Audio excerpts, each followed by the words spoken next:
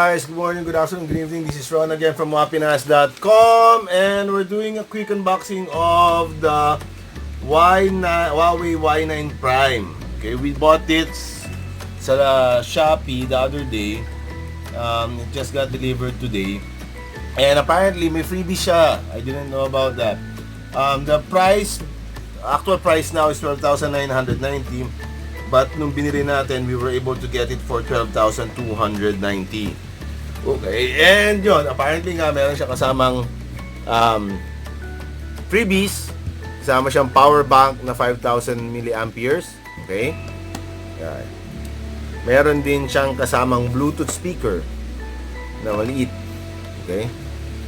I don't think it's a Huawei product na yung no. Walang nakalagay kung sino gumawa. It's just I think it's a generic Bluetooth speaker. Okay? So yan. Yan yung dalawa. And here is the Huawei Y9. There's a couple of colors available. Emerald green and midnight black. So what we bought, ayan, pakita ko sa inyo mga peeps. Ayan. We bought this. Hindi po ito pinahiram sa atin. Hindi po pinadala. We bought this. Okay?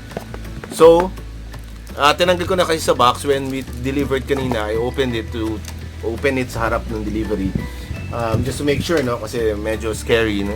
Although I've never had any problems sa Shopee.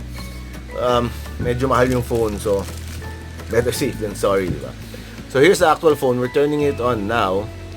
Okay, may sticker siya sa likod that says about the SIM card, SIM tray. Okay, so it looks like it's using a modified SIM tray. We'll find out more later. And as you can see, it's turning on right now.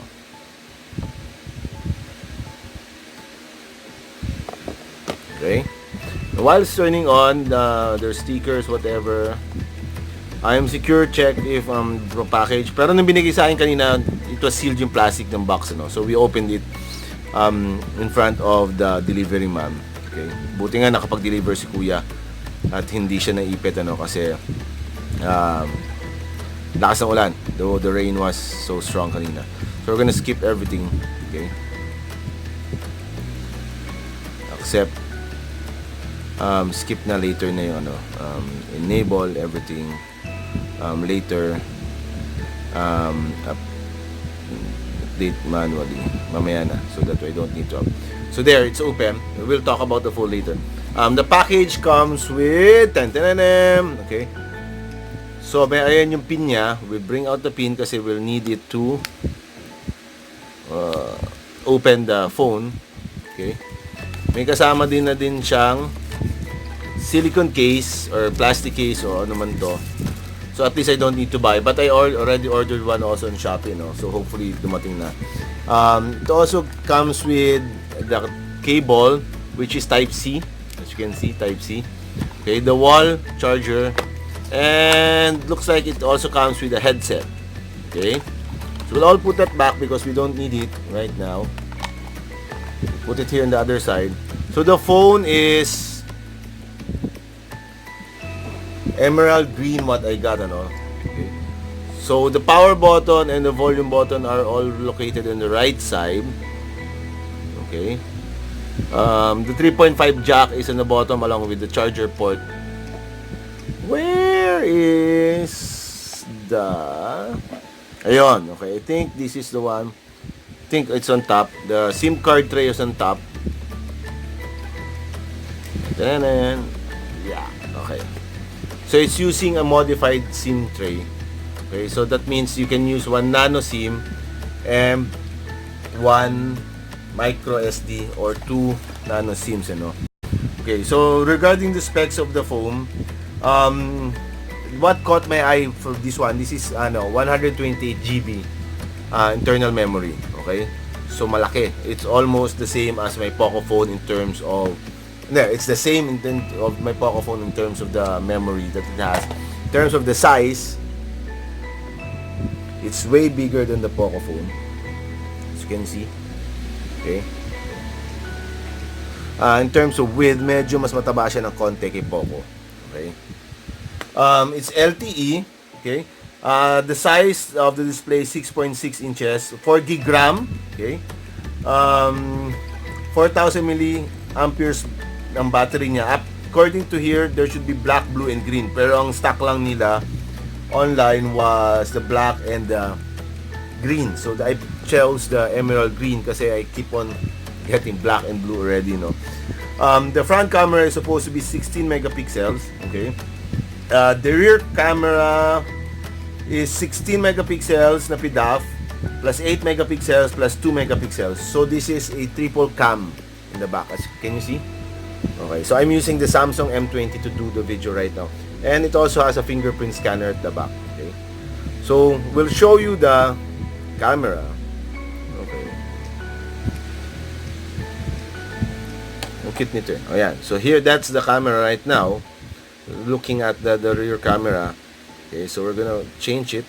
Whoop, kita nyo. Ayun. Balik na. Okay. Oh. Ayan na. Oh. Oh. Oh. So, parang mas maarte ang itsura nung sa Xiaomi Mi 90, no? Kasi sa Xiaomi Mi 90 or the K20, may parang red light na lumalabas dito sa side. Okay? So, pag ina-up down mo siya, hit siya. Okay? Pero okay na din siya. Oh. Ayan, na-hear a little popping sign every time it goes up. Parang walang ganon yung sa Xiaomi. So, in terms of, ayan, so may wide and meron yung normal. So, we'll see. It has until 6 times zoom. Okay? Hanggang maximum of 6 lang siya. Okay? So, manipis siya. We'll put the case right now. Wait, where's the case? Medyo parang problema ni ni Samsung M20, hindi kagad siya nag-refocus. Okay. As you notice, the top portion of the silicone case or the plastic case is butas. Okay. So I guess that's to make space for the pop-up camera. Kita niyo ba? Pop-up. And it looks like the camera quality ganda.